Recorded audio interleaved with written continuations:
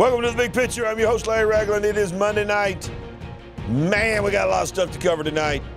It is the official recap of the World Economic Forum in Davos. And let me tell y'all, they did some stuff. They getting ready to do some stuff. It's crazy what this world's about to see. And they're telling us that it's coming. They're saying the quiet thing out loud. Let's build up this place. Let's blow it up. Come on. Let's go. Big Picture Live.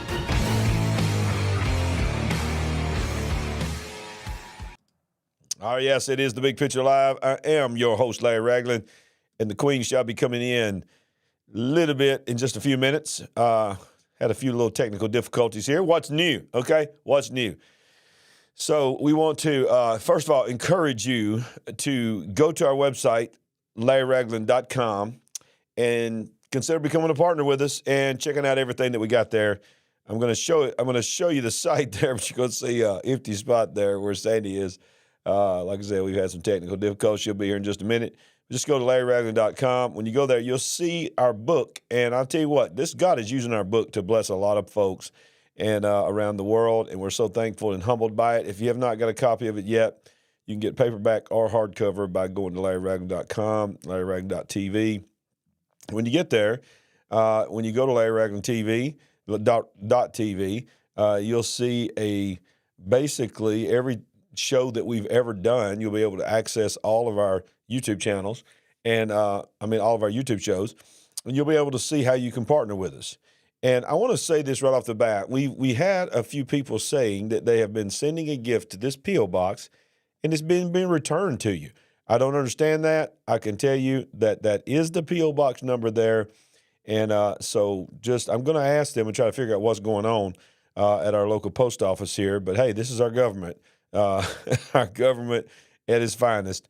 But if you want to become a partner with us, you can, or just give a gift, you can go to that P.O. box address there, or you can click on a one-time gift there online.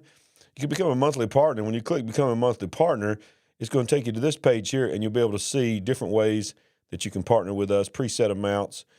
We greatly, greatly appreciate that. And that is LarryRagland.tv. You can also go to our Epoch Times, ever how you prefer to say it, and see our latest submissions there. We are contributor there. And you can watch the first season of our television show, which God is using tremendously as well. And you can go to our merchandise store and connect with any of our social media platforms that there is. So, yes, like I said, Sandy will be coming in just a few minutes. We apologize for a little bit of the late delay there to the live chat. We thank you. The crowd is going wild for all of you in the live chat. Yes. So there's CJ. I heard CJ hollering in the background. But our admin, by the way, if you don't know CJ. But, this is the World Economic Forum recap show. Now, that's not all we're going to talk about. In just a few minutes, we're going to cover some breaking news because some things that are happening right now in the world right at this very moment this week that we need to talk about. But the majority of this show tonight is going to be talking about what just happened in Davos, Switzerland, what just happened at the World Economic Forum. And ladies and gentlemen, they are no longer hiding their agenda. They are saying it absolutely forefront. They're telling everybody what they're about to do. And they're not afraid to tell you because they don't think that anybody's going to be able to stop them. But one of the things that I noticed at the World Economic Forum this year when I was watching some of the recap videos is the amount of comments that are coming from the people in Davos and in the World Economic Forum that are concerned about the amount of people that are pushing back on their agenda. I'm going to even show you a video tonight where they had a roundtable discussion about how they have lost control of the ability to be the source that everybody goes to for their news. And when I saw that, I thought to myself, well, it shows like the big picture, and it shows a few others that are doing the same thing. Although I will say this, I give God all the praise on this. I think our show is very unique. And I think having a perspective where husband and wife commenting on the news of the day is very, very rare. So that's why we really want you to help us build this and get us in front of many people as possible. But I was very surprised at how much they pushed back in saying we're not the trusted source like we used to be. and they don't know how to handle that. So we're going to cover that tonight. We're going to show you some video clips. We're going to do breaking news. And then, of course, obviously, we're going to bring Uncle Jimmy in. And we got something tonight that we're going to close with tonight, at the very end of the program, that I never thought I would ever hear the United States government admit. But they have admitted something. Now, I'm not talking about UFOs. They have admitted what we believe UFOs are. The government is now admitting it. All right, y'all ready to bring the Queen in? She'll be here in just a few moments. She's preparing to get ready to go right now. So thank you to all the live chat people tonight. Thank you for being patient with us tonight with our technical difficulties that we've had. But we are ready to bring her in, y'all. Ladies and gentlemen, Finally. There she is. There she is. There she is. Thank you. She's made it. Sorry for my tardiness. It's okay. It's been a busy day. It has been a busy day. Big women's gathering today. I want Yes. to thank everyone who showed up for our ladies' lunch. Yes. Especially Sister Angela, our speaker. Well, Great job. I just want to say that even when you're sliding in on two wheels, baby, you look so beautiful. So everybody, Thank come on, you so y'all. much. Y'all show some love for Sandy. Appreciate that. Glad to be here. And this is the problems of a live show. When things happen right before a live show, the show must go on. All right, now that I got my queen in here, let's break right into our opening news here. We're going to get after it. We're going to get after it. So, of course, this week, most of you know, breaking news, DeSantis has dropped out of the race for the Republican nomination and endorsed Trump. And now he's speaking against Nikki Haley. Now, I know some of you are on here. Listen, we got to tread lightly because I know some of you are Nikki supporters. Probably most are not. But the reality is this: that it is a two-person race, and tomorrow night, if you're watching this live, is the New Hampshire primary. Right. And my prediction is Trump is going to win in a landslide. She's going to do pretty good, but I believe that she will probably. She may make it to South Carolina, her home state, but she's going to get wiped out in her home state by Trump. Let me ask you something. Are you surprised the way this is falling out, how DeSantis has already bowed out? Some people say, well, this is not really unexpected for him to have left the race this early, but there's no noise happening on the other side. And it's just weird on... What do you mean, on the Democrat side? On the Democrat side. Yeah. And, it's just not very lively on the Republican side. So I'm anxious to see what happens next. Hey, Cliffy. Yeah, good to see you. I think it's absolutely, Donald Trump is going to be the nominee. You think they're just warming up? I mean, okay, yeah, definitely. Joe Biden's not running for president. Okay, let's just. So you're going to put that on the record. Let's just establish this right now. Okay, let's go. Joe Biden is not running for president.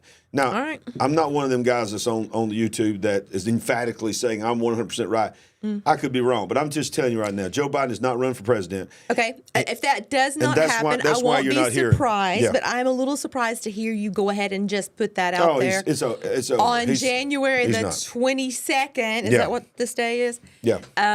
I'm just saying. Yeah. Compare this to the last go around.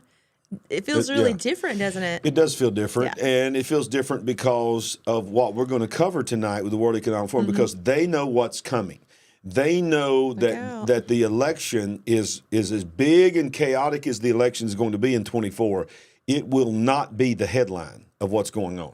It will be the backdrop, and it will be the distraction. There's going to be so much more going on. So listen. I'm going to go ahead and say this now since we're on the subject before we get in the World Economic Forum. Just go ahead and put it out there. I might as well just go ahead and put it out there. Is this going to be a tweetable moment? It's going to be a tweetable moment. I call it a flaggable moment. An Xable moment? We might get a flaggable moment. But I really do believe that there will be an all-out effort to postpone the election. And when I show you some things... What is happening? Yeah, I do believe. They won't succeed. Okay, we didn't discuss this part beforehand, and I am just hearing this with you, and I'm just like, what are you saying? Yeah. Okay. Well, what else are you about to say? I'm just going to surprise you. Okay. But here's the thing. What we're going to show you tonight from the World Economic Forum, it will not be difficult to imagine a world where there could be a postponing of the election. At the very least, they're going to try to release something much like, let's not forget. I mean, it's not that I haven't heard that. I've been hearing that for 2 years. We're not going to have an election in 2024, but I don't know. Okay. So DeSantis is out. He's endorsed Trump, I think a little bit reluctantly. Like, you thought it was a half-hearted. It's a little half-hearted. Yeah. That's what I said to you. It's a little half-hearted. But what are you going to do? I mean, and it was really funny the week before, just a few days before he dropped out. Yes. He was saying, "Oh, all you Republicans out there, all you got to do is kiss the ring of the man. And when you kiss the ring of the man, I may have to leave. He'll just tell you If that you you're the keep- greatest. if You're you the keep greatest ever." Coming with those phrases and one-liners, I don't know what I'm going to do. I'm just doing what he said. Okay. But, I know, but he, you're just he had to saying kiss all the this ring. He had to stuff. kiss the ring because Trump's the man, y'all. I'm telling you, it's going to be crazy. Now listen, stay with us because we're going to do a couple more breaking news, and then we're going to just let you know some shocking things that the world elite said this week at the World Economic Forum. And by the way, I hadn't even said this tonight. If you hadn't smashed that like button, smash away, smash away, Yeah, what smash are you waiting away. on? Come on. Smash that We need like more button. coffee up in here. What are y'all thinking? Let's go. Yes. When you smash that like button, you know what it does? It helps introduce us to new people that know anything about the show. We need to build the Big Picture family, and you guys are doing a great job doing that, and we appreciate it. But I really do believe that you're going to see a situation already. Everything that Trump has done from his previous administration and all this has happened since then has all been unprecedented. And I think it's going to be unprecedented that we're going to have a nominee for a major party running for president, a former president running for president as the nominee, and they're literally going to try to put him in jail before the election. And I mean, I know. And there's that. yeah, but you know what I think? I think he could become president in jail. What?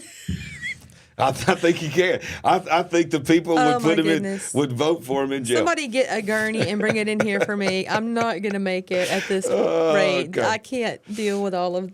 I can't deal. All with all right, this let's stuff you're move saying. on. World War III. We talk a lot about it here on the Big Picture. NATO generals are now warning that they are, quote, preparing for a conflict with Russia. This is NATO, a combination of countries all around the world. Hints at conscription. Ukraine will have our support for every day that is to come, because the outcome of this war will determine the fate of the world, said NATO General Bauer. Generals of the North Atlantic Treaty Organization, NATO, explained that they are gearing up to fight Russia in an all-out war, one that may require a draft for a number of members in NATO in order to fight the war.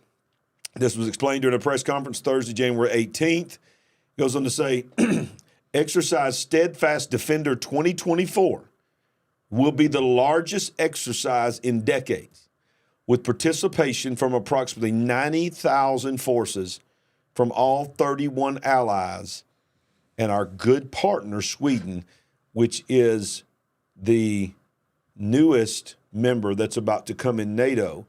So let's just continue this, and then we'll discuss it. It says that when they launch this exercise, it will be the largest since the Cold War, rehearsing how United States troops could reinforce European allies in countries bordering Russia and on the alliance's eastern flank in a conflict, if a conflict were to flare up with a near-peer adversary. Now, that near-peer adversary that they are alluding to is Sweden.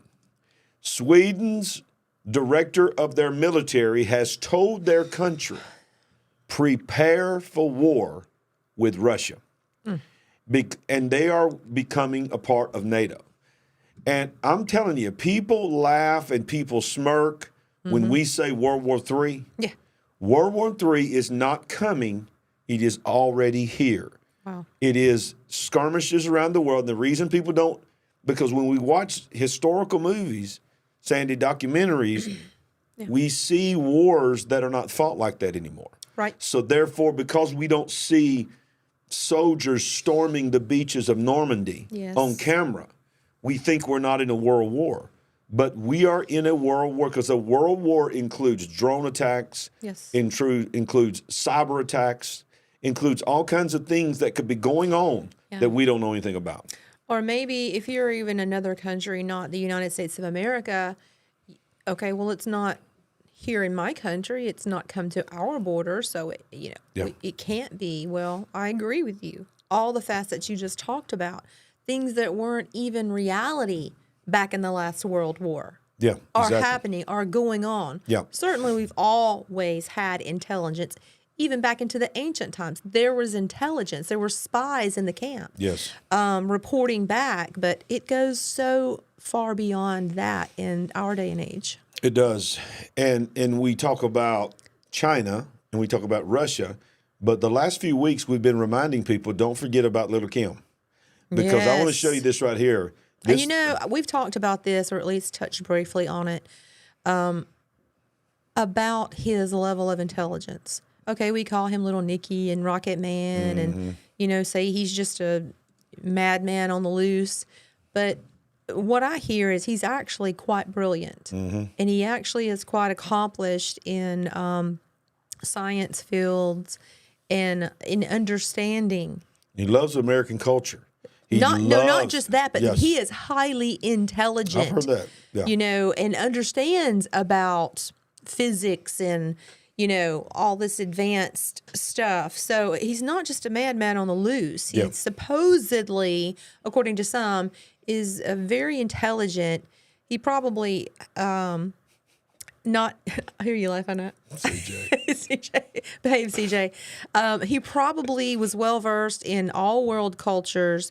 In what can happen to his country, what he can do to others, just understanding the mechanics of war. Yeah. And yet here he goes. Whoa, thank you for that super sticker. Wow, Willow. What a blessing. Willow knew that I needed more coffee. Thank you. That right there deserves a hand clap. Thank you, Willow. We're very appreciative. Yes. Helping keep us going. Let's back to Little Nicky though. Yeah. Somebody said, "What you called him Little Kim and Little Nicky?" I don't know why we're calling him Little Nicky, but why am I calling him Little? I don't know what Kim. I'm saying. But Little Kim, CJ said, wasn't she a rapper? She was a rapper. She was a rapper. A barely clothed rapper. He also Little Kim and Little Nicky. Forget Little Nicky. Yeah, she's gone. Yeah. Okay, we've had quite a day today. Yeah, quite a day. Axis of evil. Kim Jong-un and Putin have vowed to form a new world order. Yeah, we really need these two guys to get together, don't we? Remember that train ride. Don't forget that train ride. Don't forget that train ride. He took a train ride to Moscow, and he loaded his limousine on the train so he'd have his own bulletproof limousine when he drove off the train in Moscow. That's a pretty good drive. I mean, pretty good train ride. But watch this. He says Putin vows to form a new world order in chilling warning to West as tyrants ramp up against a front against the United States. It says Kim Jong-un and Vladimir Putin have agreed for further strategic and tactical cooperation with Russia as both countries ramp up a united front against the United States. Now, I want to remind you something. This is not a Trump ad, okay? I'm not telling you to vote for Trump. But I want to remind you that just a few years ago, the President of the United States walked across the border into North Korea, grabbed little Kim's hand, pulled him in like he always does, and basically told him, you better calm down. And we did not hear a peep out of him. But for some reason, I don't know what that reason might be. He seems so empowered now, not just to partner with Putin, but to threaten the United States of America. Okay, well, while we're talking about him so much, what did we just say the other day that it looked like he was gearing up to go into South Korea? In his wording and phrasing, I don't think he's necessarily made an actual physical move yet, but he's starting with the language. Well, he has, and he's declared South Korea now an open enemy, an open military enemy. That's not been declared by North Korea in generations, but he has. So you have Japan launching a satellite, if you remember, last week with the exclusive purpose to monitor North Korea's missile activity. They know something is coming. Okay? I think so. And I feel really bad for South Korea. I do too. I mean, can you imagine living there, you've not been in absolute safety for all these decades, but you know, now I'm sure they're ramping up their fear and their concern over their neighbor to the north. Yep, exactly. And what about our neighbor to the south, the border that we talk about every week? But I want to show you something it's insane, y'all. This is insane. So Biden and Greg Abbott, Governor Abbott, have set the stage for one of the biggest state versus feds immigration fights in more than a decade. Now, I want to just, before I comment a little bit further on this, I want to say that don't forget that and all this is moving towards what we're about to talk about, the World Economic Forum. Yeah. I want to remind everybody that in April of this year, there is a movie coming out called Civil War. Yes. That it describes the United States of America involved, the Washington, D.C., involved in a military conflict with Texas and some others that have joined Texas. Yes. And so now at our border, Governor Abbott activated the National Guard and took over one of the major crossings across where tens of thousands, if not millions, have come through, took it over and put barbed wire across the Rio Grande and basically effectively stopped this from happening. Yeah. What did our government do? Our government sued for the right for the immigrants to come across, and just today, the Supreme Court ruled 5-4 to give Biden's administration the right to kick out the National Guard, and literally says in the ruling, cut the barbed wire and make a hole so they can come through. So you have a state and a nation with guns lined up against each other at the border. I'm telling you, we're being set up for something. Exactly. Brilliant. Let's do this infighting while we're spread thin all over the world. We don't know what's going to happen next, what's going to break out. We're coming up on an election in a country that's, you know, so divided. It's just not good at all. And it blows my mind that, and I get that America has to control its borders as a country. We are the United States, but we are one country with 50 states. Yeah. But when you have a border of another country, a lot of people didn't realize this until just recently. The states that border that country have no authority over that border. They cannot implement. The government of the United States overrides the states' rights at that border. So the whole premise is for all these years, it's just been Texas, you got to deal with this. Arizona, you got to deal with this. New Mexico, you got to deal with this. Southern California, you got to deal with this. But when they started busing them into other major cities, people's like, hold up. We didn't sign up for this. Is this what a sanctuary city means? We know we said we were a sanctuary city, but yeah, exactly. Look at this before we. The next thing we're going to do is on the World Economic Forum right after this. But I want to finish reading this one part of this article. It says courts traditionally have said that states only have a limited role to play when it comes to enforcing our immigration laws. Texas is now challenging that traditional assumption, and we'll have to see how the courts rule on this important issue. And of course, this was written before this came down today. And today, the Supreme Court ruled in favor of the Biden administration. 2 conservative justices sided with the liberals and voted 5-4 to give this administration the right to literally cut the wires and the barbed wires and create an opening so that people can come in. Our government, our Supreme Court said, we side with you and give you the right to open up another hole like it was before so they can just come through. 160 nations so far have been identified as coming across our southern border. That's the largest number I've heard. That's confirmed. That's confirmed, because I'd heard over 140, but I hadn't heard a confirmed, 160. But maybe 140, I don't know, but I think it was between there. Either way, whatever. What if it's 87? It's a lot. Yeah, it's a lot. It's a lot. And most of them are military-aged men. Right. No women and children. Let's go back to, years and years and years ago when people were coming into this country. They understood they had to be integrated into our country, Yep. the Great American Melting Pot. But now there's no thought of that. These people are not worried about coming in and adopting our beliefs, language, or anything. Yep. They're just coming with their own agendas, like you said, military-age men, people that we don't know who they are or where they are or what they might do. Exactly. Well, many of you came here, especially if you're new to our channel tonight, because you saw the thumbnail about the World Economic Forum. And we're going to get to that right now. But we want to ask you to smash that like button first before we get to it. And if you have not subscribed, go ahead and subscribe. And we want to say to our Rumble family, thank you Yes. for being a part of our Rumble family. So much. If you have not followed us on Rumble, go to rumble.com/Larry Ragland. Rumble.com/Larry Ragland. Become a partner with us there. It don't cost you anything. What I mean partner is that you're a partner with us in what we're trying to do by just following us and subscribing. It's completely Before free. we jump into that, I see Jennifer Baldwin Priest. Jennifer, we did see on the news, because she's from California with the labs. Yeah, she's the one who told us about the We did labs. see they were emptying out the labs. Yeah, we saw that. We saw And that. talked about 200,000 pounds, 200 tons. 200 tons. Yes. No, or 100 tons, 200,000 pounds, whatever, of stuff, refrigerators, everything. I told Larry, some of that stuff they're talking about should probably be in a level 4 biolab, like Absolutely. a military lab.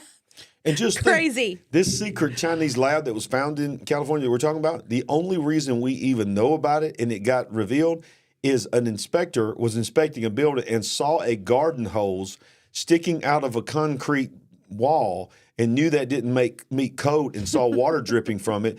In what she thought was an abandoned warehouse. They go inside it, and it is a gigantic, absolute lab. Large warehouse Full of every deadly disease in the world. Shelving. In our country. Actual refrigerators.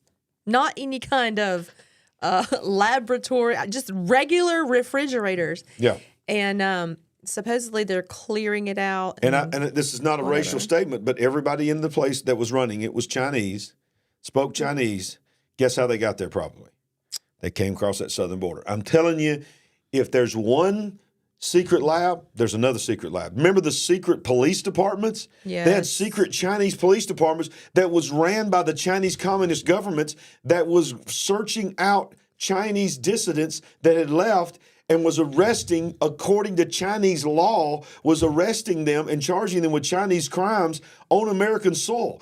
Ladies and gentlemen, it's already here. Yes. The war is not coming. The war's already here. All right, I digress. Okay, we got to talk about the World Economic Forum. Keep us updated, Jennifer. Okay, so real quick, thank you to all of our partners. Thank you. Everybody that's clicked that join button So much. on YouTube, and especially to those that have went to LarryRagland.com and become a partner. So let's get into the World Economic Forum. Saying these people are just crazy. These people are crazy. All right, so we're going to begin tonight by just going to their website, the World Economic Forum's website, weforum.org. You can always go there yourself, and they're always going to have a positive spin on it, but it really shocks me how much stuff that you can see on their website that you're thinking, why do you want people knowing you said this? But they're just not afraid. No, they're so emboldened. They're so emboldened. Okay, so you can see it's emboldened. dated January 16th, which was the winding down of this week in Davos. And this is from their website, and they're so excited. World leaders, top experts gather at Davos 2024. And they got these beautiful little pictures, and I want to scroll through here. Let me ask you something. You've been watching many videos of alt news reporters walking around this place with microphones, sticking them in the faces of the just a handful of them, speakers and attendees, because they're having to walk out on the street to go from place to place. How big is this actual? Could you get a handle on how big you thought this city Davos is? Where they're meeting? Davos is not big at all. It seemed like it was probably tiny. It's a little small ski town. So it was just a place they were able to develop between the different mountain peaks. Let me show you. Is that how? I'm about to do some breaking news to you right here. Okay. About Davos that I discovered today. Okay. Now, for those that are new to our channel, you may not know this. We're ministers of the gospel, so we're students of Scripture, and we know that a lot of demonic activity Yes. in the history of humanity has happened on high places. You know, they go up to the highest place, Yes. and they put their altars and everything. Watch what I discovered when I went to World Economic Forum's actual page celebrating their day. World leaders, top experts gathered in Davos. Watch the first thing that I about fell out of my chair when I read. Davos, Switzerland is the highest town in Europe. In all of Europe? The highest town. Not the highest peak, but the highest livable town in Europe. This is why it's small. It's just nestled like in a crevice or something high up. My word. When I read that, I thought, okay, that explains a lot to me why in all of Europe, this was chosen for all this demonic activity. Did you know that? No, I did not know that. I did not know that. But just from, walking in the room while you're watching these videos, and I'm saying, I'm like, come here, you gotta see this. These people are having to get out and walk from venue to venue, place to place. How small is this place? If you can't even get a cab or get on some kind of light rail, there's no whatever. airport. There's no airport there. There's even no. You have to. All the private planes have to fly into a private airport about 30 to 40 minute drive away, and then they have to ride in the SUVs that are not electric. Billy Mitchell says 110 square miles. Yeah, it's not that big. All right, so look, we got a lot of ground to cover. Close to 3,000 participants from 120 countries gathered this week in Davos, Switzerland for the 54th annual meeting of the World Economic Forum. Throughout the week, more than 200 public sessions were held on issues ranging from economic growth and energy security to climate crisis and technology governments. Several heads of state and government, including Chinese Premier Li Qiang, French President Emmanuel Macron, and Ukrainian President Volodymyr Zelensky, among many others, delivered special addresses. And I'm just going to scroll right through some of the pictures that they show you. Oh, it's so beautiful. This is one of their little roundtable discussions. This was their awards that they gave out. Notice it's a crystal. They give away crystals on the highest point in Europe. I digress. And these are just beautiful little backgrounds, and everybody's having such a warm, fuzzy time. They're all deciding your future. They're all finding out ways to make you suffer while they live in luxury. Right. This is, wow. They're living in virtual reality. That's what they want your whole world to look like. They want you to live in a cubicle that you rent and live in a virtual world and not go out. So that's just a few little pictures there. All right, so now we get into the nit and gritty of it, okay? What was said and what was done? It was major things were said this week. And tell us again what the title, what this one was called. The theme. Rebuilding trust.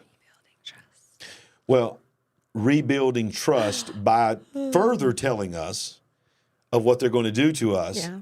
I don't know whose trust they think they're rebuilding, but they are not rebuilding trust with me. I can tell you that. For real. So we talk a lot about Tedros, the leader of the World Health Organization. He was there front and center.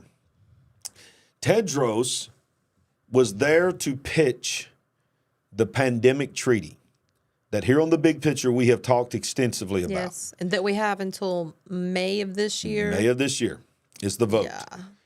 So WHO head Tedros says new global pandemic is a matter of when, not if. At the World Economic Forum, he says this, and he urges the pandemic treaty as being necessary. He added that natural interest should not deter countries from not signing the new pandemic treaty that would grant him, listen to this, the World Health Organization, unbridled power to mandate health edicts and pandemics. Panelists at this year's World Economic Forum Summit in Davos are still continuing to warn about and discuss the future reality of yet another pandemic. Exactly. And what can be done to prepare for it. Did you know they had the gift of prophecy? Oh, my Lord. Wow, what prophets? Those are really doom and gloom prophets. They call us doom and gloom prophets. Those are doom and gloom prophets. Tedros and a set of other guests discussed this during a segment called Preparing for Disease X. Last week we talked about this Disease X. Disease X was something that was first brought up in 2018, just before the year 2019, when they started preparing us for lockdowns and all of this that came, as you said, prophetically, in less than a year, it was happening. How convenient that they had that event 201. Yeah, exactly. How convenient that they had already run the tabletop exercise. In October, when the first of in 2019, and then the first of 2020, everything just went crazy. Everything went crazy. Now, so Sandy, you made the point, and I want to reiterate it again, that the pandemic treaty, the so-called pandemic treaty from the World Health Organization that has been in circulation now for a couple of years, right, is set for a ratification vote of all member nations of the World Health Organization in May of this year. I want to also remind you that we told you on this show that as of today, who knows what might happen, but as of today, not one member country, including the United States, United Kingdom, all of them, has pushed back and even asked to change the wording of it. And this is weird. When do you get an entire group of anything, anybody, to agree across the board? That never happens. And how about this? Agree to give up your constitutional rights. Because in the pandemic treaty, in the event of a special situation that's a global impact, they have the right to mandate to member nations to override constitutional embedded freedoms for said time, meaning freedom of speech, freedom to gather, these kind of things. So if you're going to go there, then just let me go here. So if it comes down to that, and he starts, raising his head and pointing his finger, remember what you all agreed to, and wants to enforce, who in this country is going to do that? Right. So is the sheriff and the good old officer down the street, the military, are they just going to fall in line? I doubt all of them would ever agree to do even a direct order. But what if somebody else was already in this country that would enforce, even by force, even if they would take you by force to make you do what is being asked? What is that, the blue hats, the United Nations troops? I mean, is this what we're looking at? Is this what we're talking about if it comes down to it? Maybe even some people coming across that border already know this is, just wait for our orders. Right. Because you're here for that purpose. And I even believe that there are some first responders and law enforcement and military in our country that would follow those orders. All you gotta do but is look all at of Canada. them wouldn't. Just look all at of Canada. them wouldn't. Canada, their police are arresting people for asking questions. Literally, one of the Rebel News reporters was put in jail this week in Canada for asking the assistant prime minister a question, and the bodyguard pushed him back, and he put the microphone out there and asked a question. They grabbed him and put him in handcuffs, put him in the car, and arrested him. He was on camera going, "Am I being arrested for asking a question?" And the policeman said, "Yes." Now, that's Canada, but the reality is this is the mindset of the World Economic Forum. Yes. All right, so let me just show you the demands. They don't, when they get to the World Economic Forum, they do not say, well, let's suggest this. They say we have to demand this. I want you to see this other thing here. This says Davos globalists in their panels demand an immediate worldwide coordinated system of carbon taxes.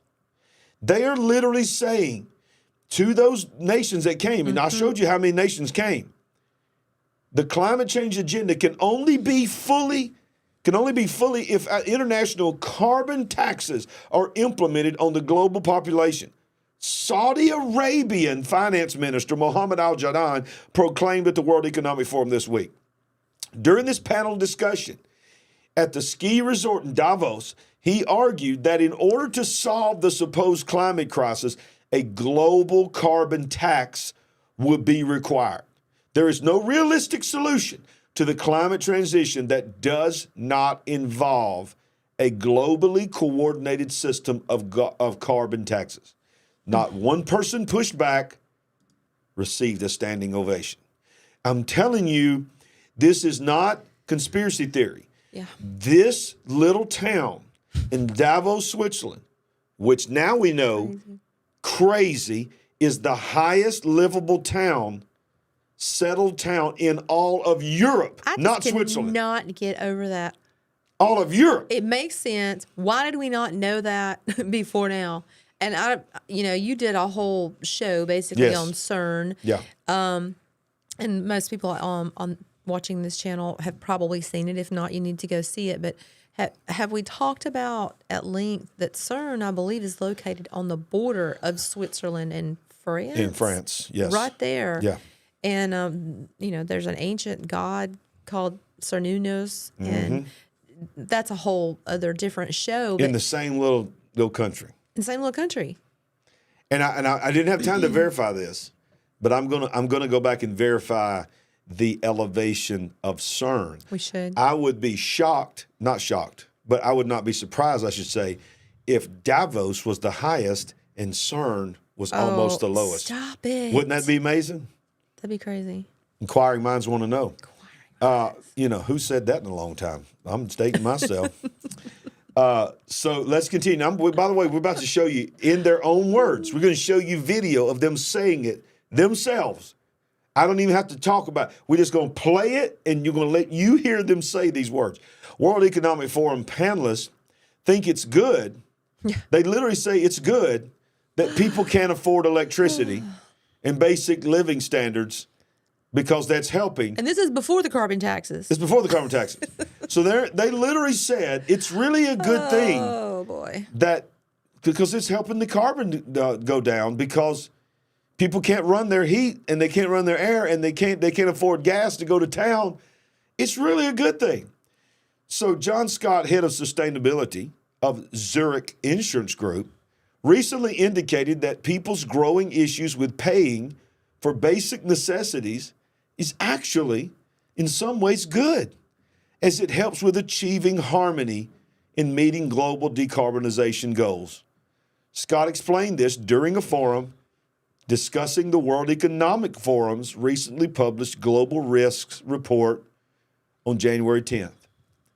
He went on to say, as polarization grows and technological risks remain unchecked, truth will come under pressure.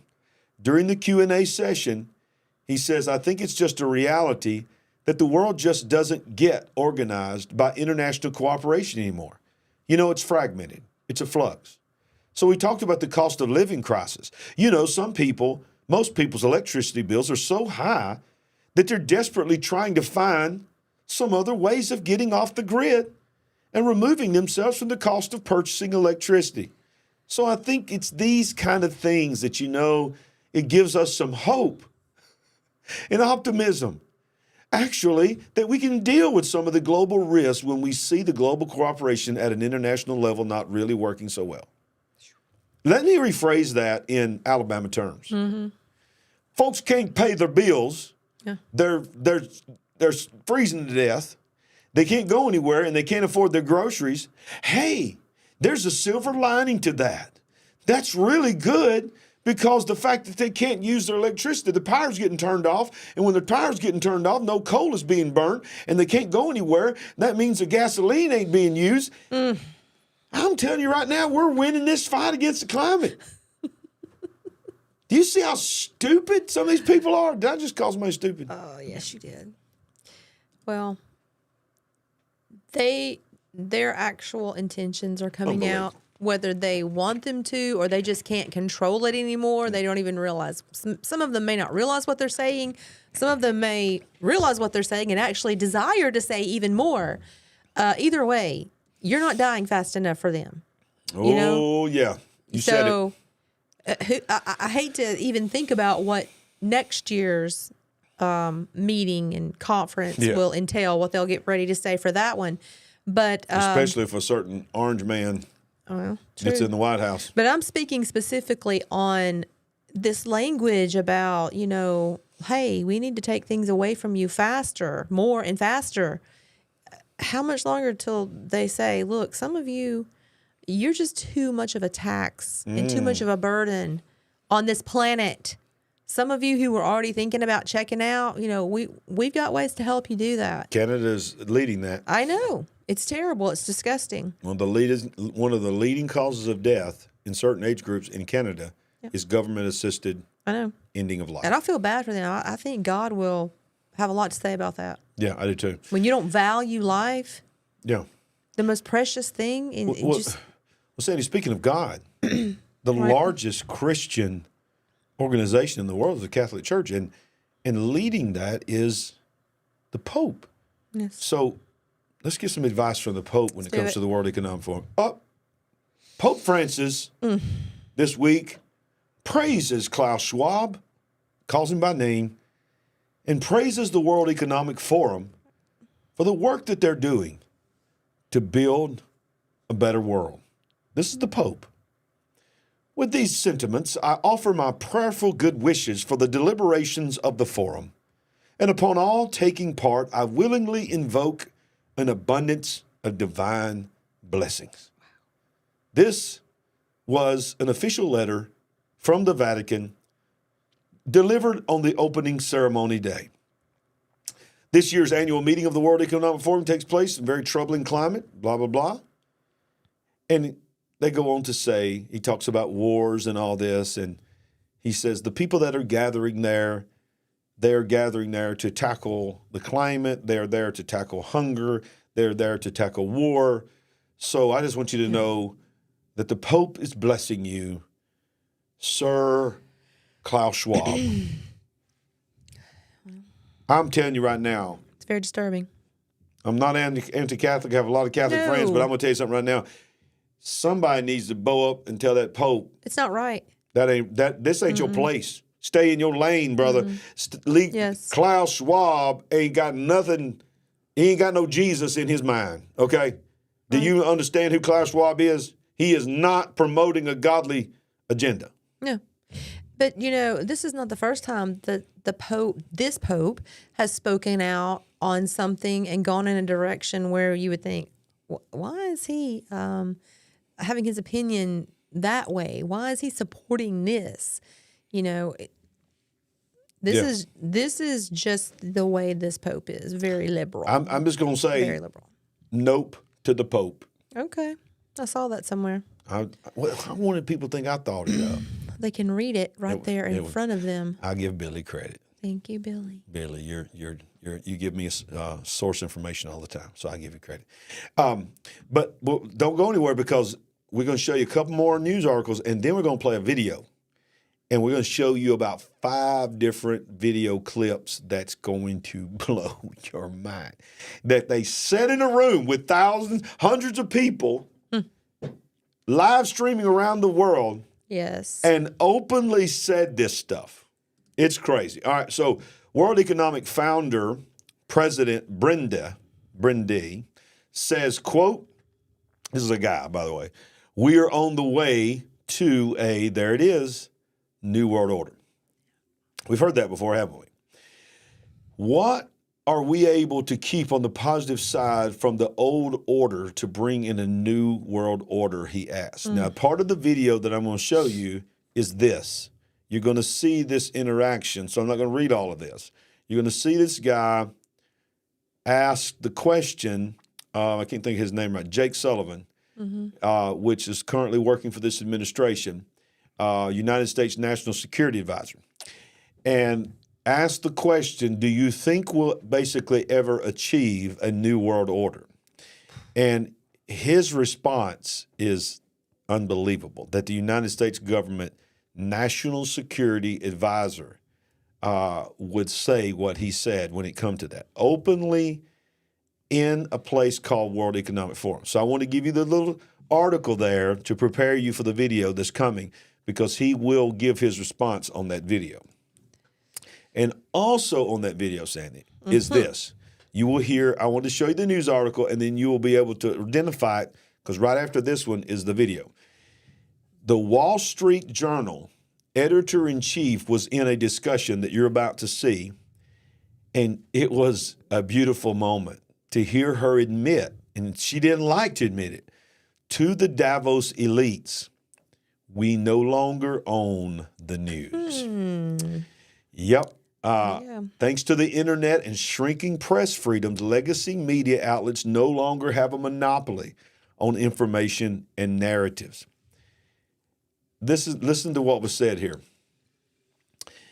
I think there's a specific challenge for the legacy brands like the New York Times and like the Wall Street Journal. If you go back really not that long ago, as I say, we owned the news. She literally says that. We were the gatekeepers, and we very much owned the facts as well. If it said it in the Wall Street Journal, the New York Times, then that was a fact, she continued, adding, nowadays, people can go to all sorts of different sources for the news, and they're much more questioning about what we're saying. Yes! Yes! Woo! Loving that. Yeah! That must have been painful to say, but... They're talking about you, Big Picture family. Oh, I love to see that. Coming to that realization and just putting it out there, I mean, you probably never thought 10 years ago you would hear that. But no. That is true. All right, so Cindy, what we're going to do is we're going to play this video, and I don't know if this may cause this video to get turned off immediately because I had to get it from another source, is all I'm going to say. Because you can't get this from one particular source that, hey, I won't say what source that is. You'll be able to see the source that I got it from. That's all I'm going to say. And by the way, while I'm talking about that, let me just say one more time. If you don't follow us on Rumble, maybe you should follow us on Rumble. Maybe that's all I'm going to say. Rumble.com/Larry Rackman. That's all I'm going to say. Yeah. Okay. That's all I'm going to say. Absolutely. All right. So let's watch this. And I love this video that this person put together. And I'll read the text because I'll just read the first part of the text and then let you hear it, and then we'll respond to it.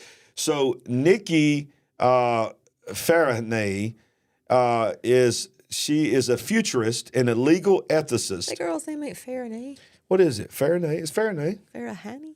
Farahanay? Okay, Farahanay. I'm thinking of a Farahanay box or whatever you call them. Faraday cage? Faraday cage. Okay. Y'all got a Faraday cage? Faraday. Faraday. Okay. All right. So she's a legal ethicist and professor of law and philosophy. All right. So watch this right here. Listen to her. Kinds of sensors that people have become accustomed to, such as rings and in watches, into everyday devices, but it breaches the final frontier of privacy. That is what people are thinking and feeling. Initially, what they will be capable of doing is very high-level brain state reading.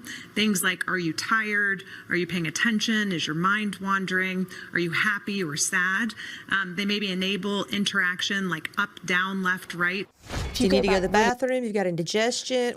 So she was in a panel discussion of the power of AI and the power of technology. That is not coming, it is here. And she began to describe they will be able to understand, and we already can understand, what your brain is thinking, what you want to do, what you are dreaming of doing, all this kind of stuff. So that's the first part of it. Now, this is the one that we just read from the Wall Street Journal. Mm-hmm. We just read her fact. But I want you to see her in this panel. So this is her. This is her. Okay. This is from the Wall Street Journal. I want you to see the room when they begin to sit in that circle and realize we have lost control of the truth and the facts. But make no mistake about it. The reason they're saying it is we've got to get that control back.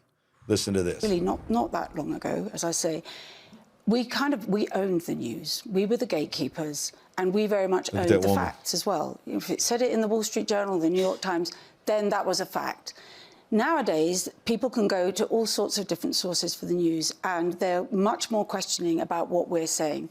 So it's no longer good enough for us just to say, this is what happened, or this is the news. We have to explain explain our working. So readers expect to... Imagine that.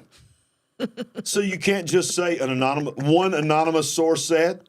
Yeah. They're being forced by you Yes. to actually explain who their source is. Understand how we source stories.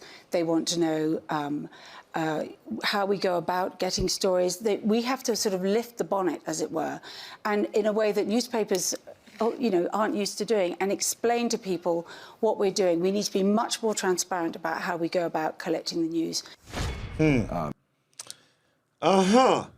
So we're doing rapid fire. What do you think so far? I mean, the fact that she just said herself, she literally just said herself, we now are being forced to give the facts.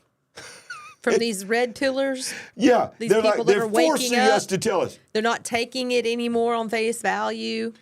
Okay. Now, Sandy, do you know who this guy is? I do not know who this is. This is yes. George The son. Soros's son. Okay?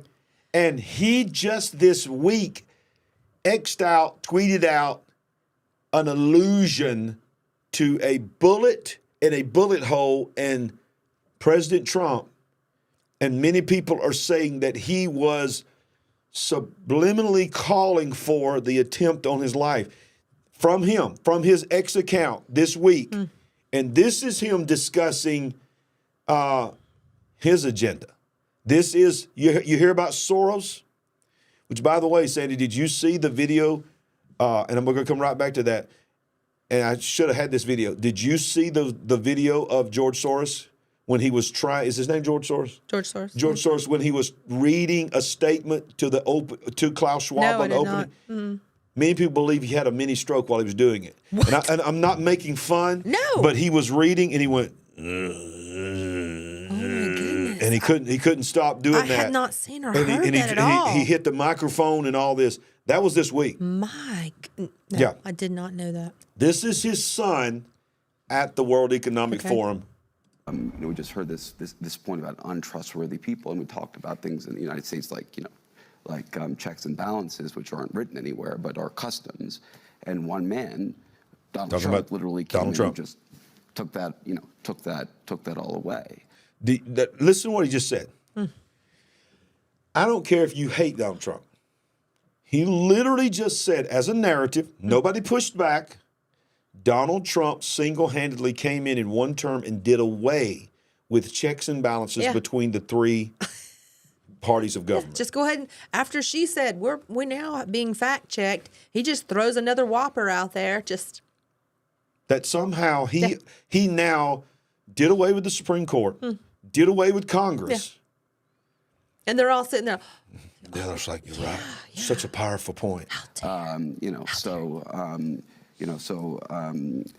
when I see this, when I look at this, more globally regarding democracy, I also say to myself, when was this great time that everybody got along so well? You understand what he's saying now? Everybody's saying, make America great again. When were we ever great? When were this, what is this greatness I keep hearing about? This is the son of Soros. And, things were going so great. I mean, I think, I think that we... Which, by the way, somebody needs to help him. Okay. Somebody needs to teach him how to talk.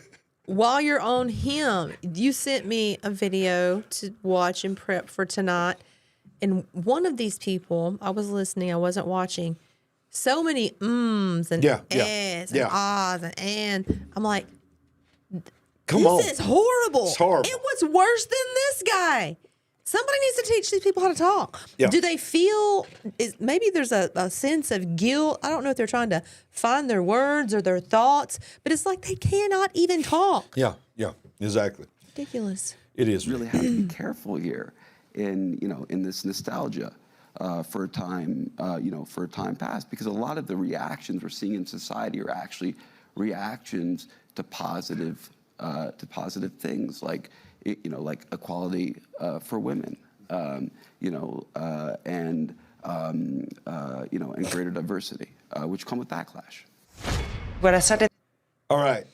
So we won't say anything else about him, but you can see, number one, they're going to work with him. They're going to make him a better speaker because he's the heir apparent. Yeah. Okay, his father. It may be sooner than what he thought. Exactly. It may be. His father is funding so many demonic things around the world. But is his father really solely funding, or are people and organizations or whatever funneling money to his father? Yeah. Who probably. then funds? Because somebody has to be the scapegoat too, but he Right. is demonic. He's gotta be the face of it. Many people believe that he's tied to Germany / NAZI and all that. But now look at this lady here. This is the Queen of the Netherlands. First of all, I didn't know the Netherlands had a queen, but and I do like her name, y'all. Her name is Queen Maxima. Come on. I mean, you're going to be named Max. It makes me think of Maximus. Okay, whatever. That's her actual name. Her name is Queen Maxima, and she speaks, but let me tell you something, y'all. Listen to what this woman says. is she the one that made up the word? No, that's the next one. Okay. She is going to talk about, I believe, the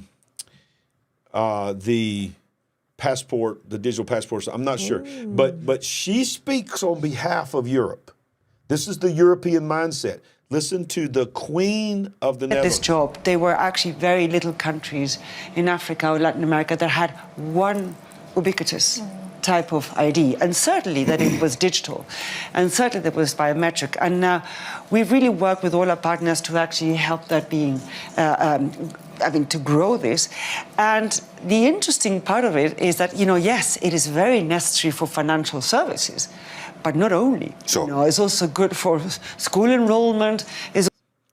I want you to pay close attention, because the premise is, she talks about, when we first started doing this, only one African nation had any type of digital identity, but we have begun to help Africa roll out. And she's talking about, listen to all the things.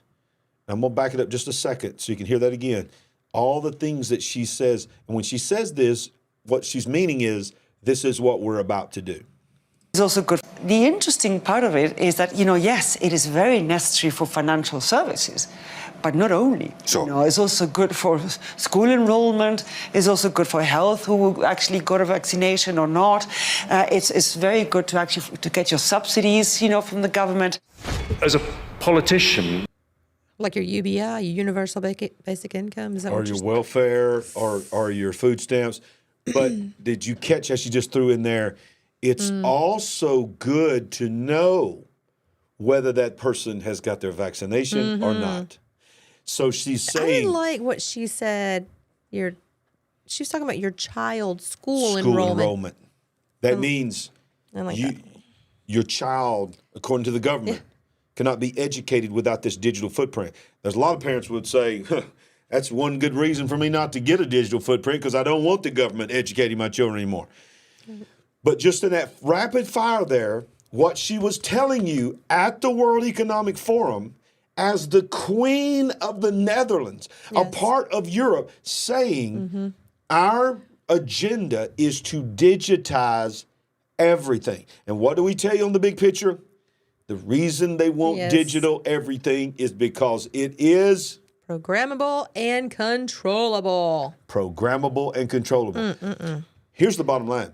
Without electric things, whether it be cars or whatever, and without digital things, the agenda of this World Economic Forum, the agenda of the elites, and the agenda 2030 is impossible. It's not possible at It's all. impossible.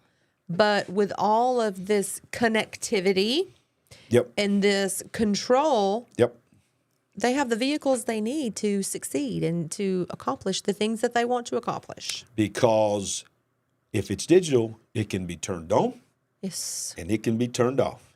You do what we tell you to do. You say what we want you to say. Ding, there you go. There's another little coin for you. You wait a minute. You didn't get this. You didn't get that wah and this wah. Sorry, no groceries for you this week. Sorry, no car. Your car will not operate this week. Sorry, you can't go to the doctor this week. That's what programmable is. Yeah. Wake up, people. Wake up. Wake up. This is not coming. This is here. We're not through with the World Economic Forum. This is the chancellor of the what is that? Eschuquer? What does that mean? I don't even know what that means. I don't know what that is. Eschuquer. He's the chancellor of it, whatever it is. Jeremy Hunt is his name, and let's hear what he has to say. I look at the big problems that we face. For example, when we have the next pandemic, we don't want to have to wait a year before we get the vaccine. And when we have the next one, and watch what he says. We don't want to wait a year.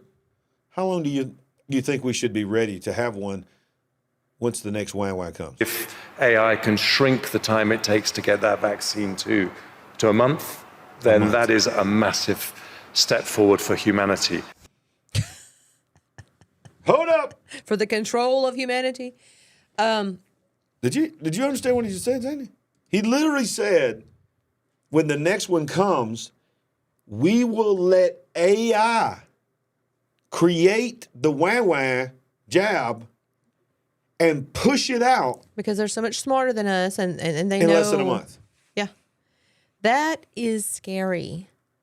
Knowing that, when did the first vaccinations take place? The end of 2021.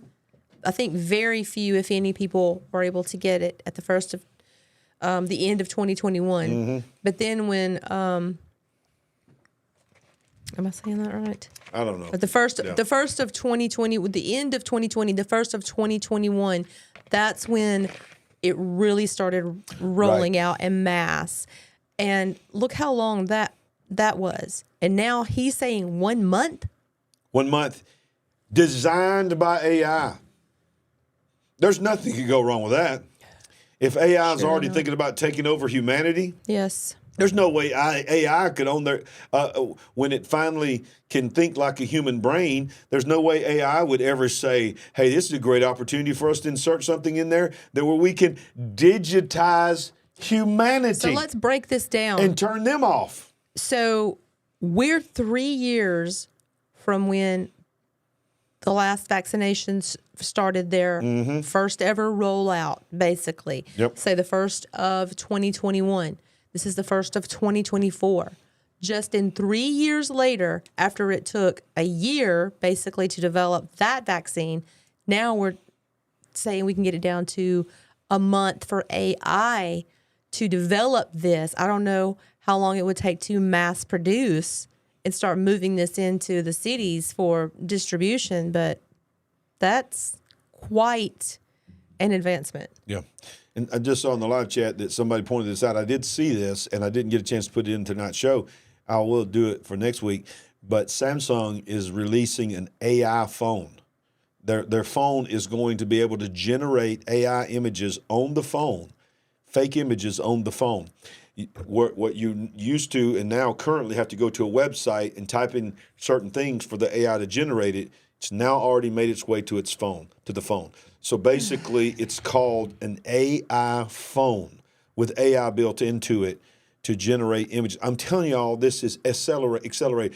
Remember what I told you at the end of last year. The moment that clock turns over to 2024, you're going to see chaos like you've never seen, because they understand now that you know who is probably going to be running for president again. Do you know that at the World Economic Forum, and I'm not really going to show a lot of that tonight, there was at least 3.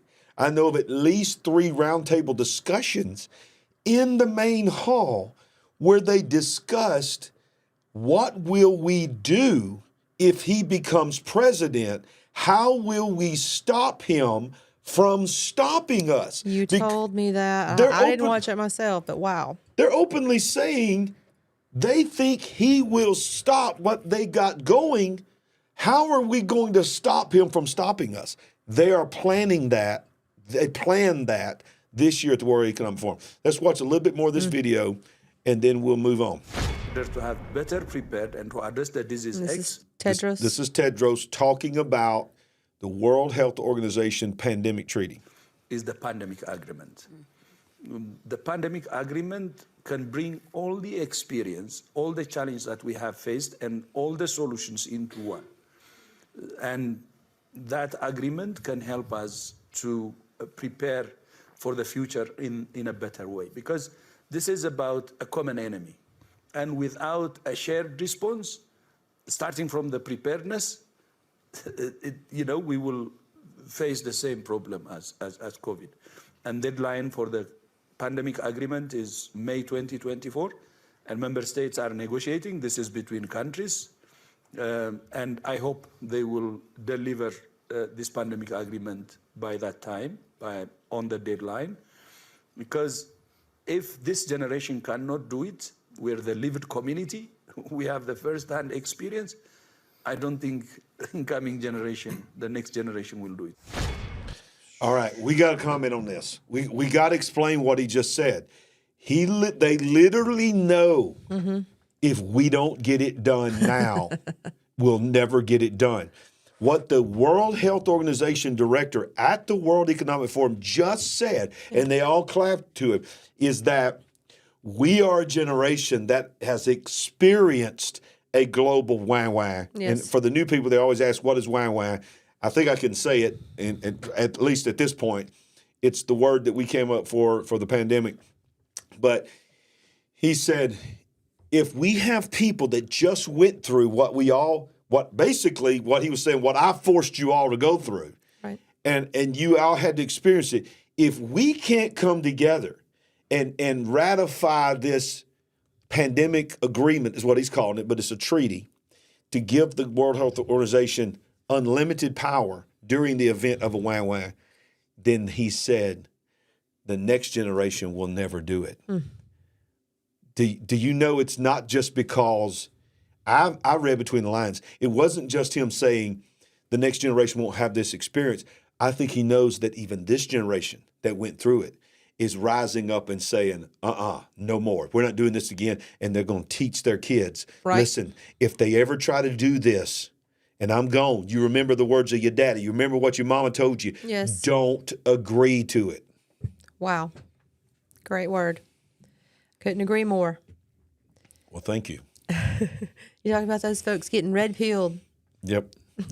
All right, so now look, Sam, we got two more video clips. We got a couple, then we're going to bring Uncle Jimmy in. But, and if you don't know who Uncle Jimmy, if you're new to us. Stick around. Uncle Jimmy is, he's an alien, interdimensional or something. But He's my alien uncle. he's an alien uncle. But it's a running joke with us here. But this is the conversation that we had earlier. We talked about the New World Order. This is the guy talking about the New World Order. So Right. let's watch this here. Because these are the things they used to say quietly. Yes. These are the things that you had to really dig, follow conspiracy theorist sites or whatever to even know that somebody could say it. Now they're just sitting in a room live streaming this. That To the order world. seems to not be the order anymore. We are on the way to a new order, so we are between orders. Do you agree with that, or are there ways of what are we able to keep on the positive side from the old order to bring into a new world order, and how can we avoid that new world order becomes like a jungle growing back, and we rather have an order based on international law and the principles that have brought us prosperity and freedom for decades? I guess, and maybe this is the old kind of teacher in me coming out. I think of this a little bit more about a transition of eras rather than a transition of orders, but the two are kind of cousins of one another. The reason I draw the distinction is because I don't think the international order built after 1945 is getting replaced wholesale with some new order. It will obviously evolve as it has evolved multiple times over the decades since 1945. But I do think in a more sharp and distinctive way, we are moving into a new era, and that's what I talked about in my remarks, that we are, the post-Cold War era has come to a close. We're at the start of something new. We have the capacity to shape what that looks like. And at the heart of it will be many of the core principles and core institutions of the existing order, adapted for the challenges that we face today. Man. Is it scary to you that he speaks for your country? Yeah, this is the national security advisor of the United States. He's all in there, metaphorically, sleeves rolled up and all up in it. Yeah. So. But now this next lady, Sandy, and by the way, if y'all are enjoying this reaction, getting it firsthand out of their mouth, let us know in the live chat in the comments. We don't usually play this much video on Monday, but this is the big week of World Economic Forum.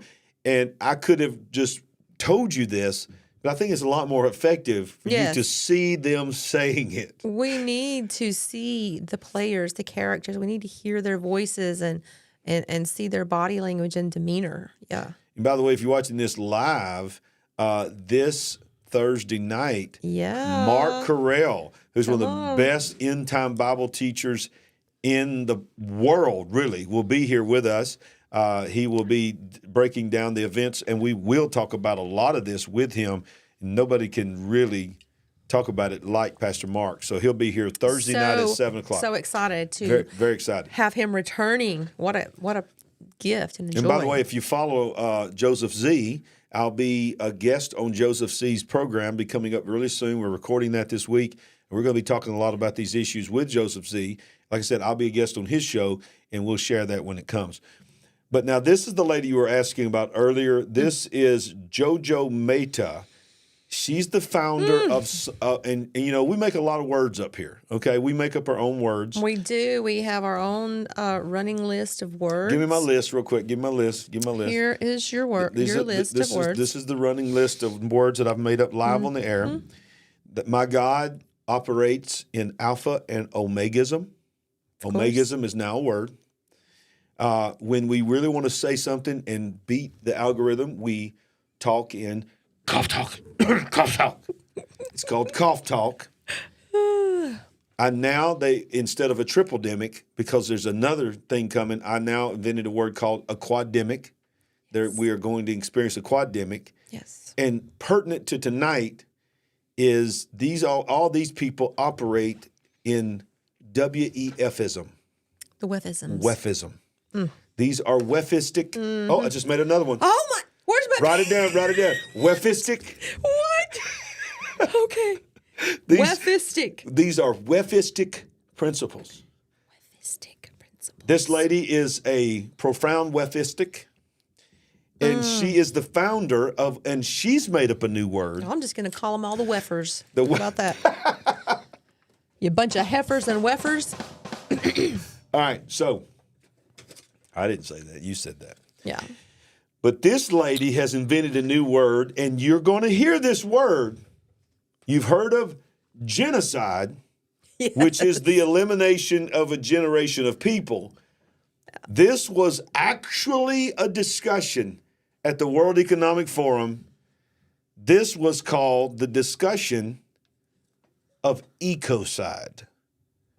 I want you to listen to when someone has bought into climate religion, and that has become their God. Oh, yeah. And God's word said, by the way, in the book of Romans, they'll worship the creation more than the creator. Remember that when you listen to old JoJo. I mean, ecocide as a word is becoming better known around the world, and the concept is generally mass damage and destruction of nature. But legally speaking, what our organisation and other collaborators aim to do is to have this recognised legally as a serious crime. Because one of the issues that sort of pervades all of this discussion is that we have a kind of cultural, very ingrained habit of not taking damage to nature as seriously as we take damage to people and property. And that, I mean, if you're campaigning for human rights, at least you know mass murder, torture, all of these things are serious crimes. But there's no equivalent in the environmental space. And so, unlike an international crime like genocide that involves a specific intent, with ecocide, what we see is actually what people are trying to do, what businesses are trying to do, is make money, is farm, is fish, is do all of these things that are, producing energy and so on, as well. But what's what's missing is the awareness and the conscience around the side effects, around the collateral damage that happens with that. So we have to process this for a minute. This woman said that she said so many things. She said, so farmers, fishermen are committing a crime by farming and fishing. When they farm and fish, they are committing the crime of ecocide. And they said, she literally said, Is that like, never mind. She said it's the equivalent. She said, we understand that the taking of human life, mass taking of human life is genocide. But we need an alternate parallel for the crimes against the climate. So she inserted into the World Economic Forum the mindset of ecocide instead of genocide. So we probably should just say right here again that, you know, if you just want to spend a moment thinking about what she said and what she's about, it's they want you dead. Yeah. Don't farm. Don't hunt. Yeah. Don't reap anything from this planet. Just go away and quietly die somewhere. Yeah. It's ridiculous. Okay. Speaking of ridiculous, are y'all having a good time tonight? Because I'm having a good time. Speaking of ridiculous, I did a little short, like 8-minute video on this week. There were some a couple people just a few minutes ago making comments about the what you're probably about to show a video. Yeah. From So for those that have seen it, you want to see it again, I'm sure. Yes. And for those that have never seen it, let me just say that I can't imagine the World Economic Forum sending me a letter to invite me as a minister. Would you please come up and do the opening prayer and blessing of the forum? We need some spiritual representation here at this conference. Yeah. So this is what they chose. This literally happened. This is not a Saturday Night Live skit. This happened, and on the platform is the president of the International Monetary Fund. Yeah. The president of the World Bank, the CEO of IKEA, among a couple other. I'm sorry, I don't get that. I don't get it. I didn't get that one, but whatever. But they're up there.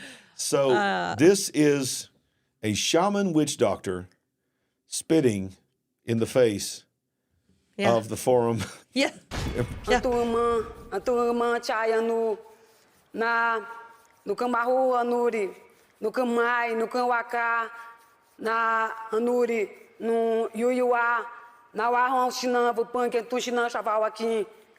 she has a sinus problem too. She's about to start sneezing.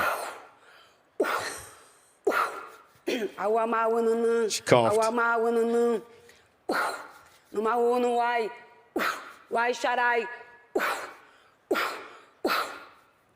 Now go spit on people. Listen to him clapping. Oh, yeah. They love this. It's unbelievable. They are loving this stuff. Look at them leaning in. They're leaning in. Mm-hmm. You think they practiced that beforehand? They're so excited. This guy here is so excited. Please spit on me. Oh, this guy. Yeah, we go back to you. We'll go back. Okay, your thoughts. Weird. What in the world just happened? Freaky. Gross. Are you kidding me? 2 years ago, was that same place not saying, don't breathe on people, don't get next to people? 3 years ago at least.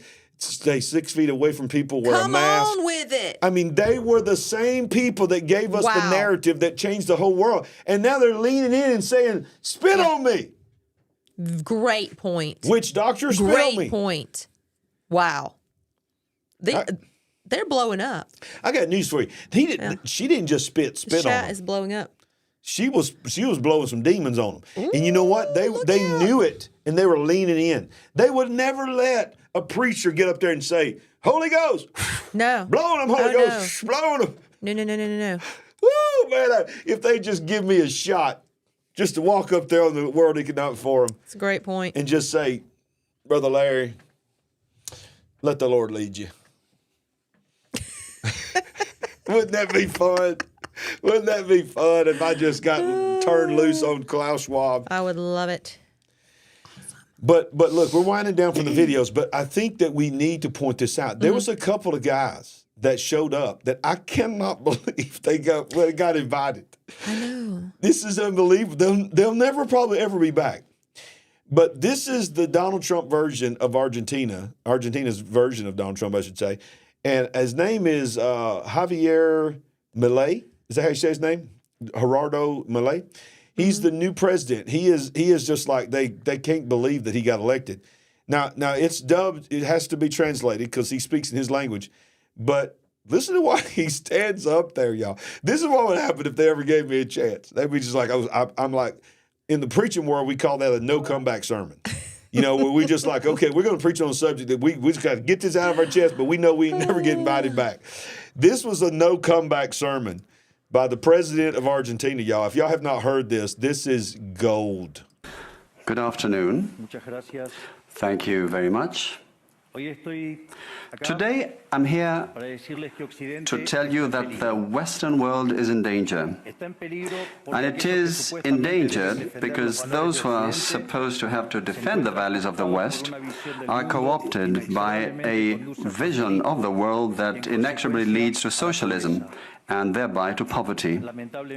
Unfortunately, in recent decades, motivated by some well-meaning individuals willing to help others, and others motivated by the wish to belong to a privileged caste, the main leaders of the Western world have abandoned the model of freedom for different versions of what we call collectivism.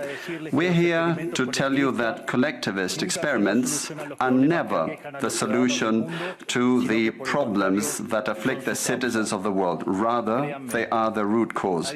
It's laughable that you would... All right, so he goes on to say, and I won't quote him, and it wasn't in this clip, but he goes on to say, people like you. He literally says that. Are the problem. He says, you are the problem. The people that's in this room is the problem. And then, Sandy, I'm not going to quote him, but he did one of the biggest drop mics ever. Oh, yeah. He literally at the end said, let freedom ring. Beep. And you all go out and find it and watch it. yeah, Watch to it the just very said, end. and let freedom ring. Yeah. But the best of all was this guy. This guy right here, not only is he never going to be invited back, I can't believe he made it out of Davos. Alive? This guy is from the Heritage Foundation. Listen to what he says to the people of the elites in that room. Or anyone would describe Davos as protecting liberal democracy. It's equally, standing up for it. It's equally laughable to use the word dictatorship at Davos and aim that at President Trump. In fact, I think that's absurd. But I'm going to step aside from that constructive criticism and instead answer your question. Yep. And I'm going to be substantive here. President Trump, if he's the next president, for that matter, I think whoever the next conservative president is going to take on the power of the elites, which I mentioned earlier. But the thing that I want to drive home here, the very reason that I'm here at Davos, is to explain to many people in this room and who are watching, with all due respect, nothing personal, but that you're part of the problem. Political elites tell the average people on 3 or 4 or 5 issues that the reality is X, when in fact reality is Y. Take immigration. Elites tell us that open borders and even illegal immigration are okay. The average person tells us in the United States that both rob them of the American way of life. They're right. I guess the favorite at the World Economic Forum is climate change. Elites tell us that we have this existential crisis with so-called climate change, so much so that climate alarmism is probably the greatest cause for mental health crisis in the world. The solutions, the average person know, based on climate change are far worse and more harmful and cost more human lives, especially in Europe during the time that you need heating, than do the problem and the problems themselves. China, the number one adversary, not just to the United States, but to free people on planet Earth. Not only... He's literally saying this to the largest delegation of any country in the world that was sitting in that room was the Chinese delegation. This man realized, it's my only shot. Yes. And he literally looked at the Chinese delegation and said, you are the biggest problem facing this whole world. Listen to this. Do we at Davos not say that? We give the Chinese Communist Party a platform. Another supranational organization, the World Health Organization, is discussing foisting gender ideology upon the global South. Come on. Wow. These are practices that are under review, if not being rejected, by countries in Northern Europe. The new president, especially if it's President Trump, will, as you like to say, trust the science.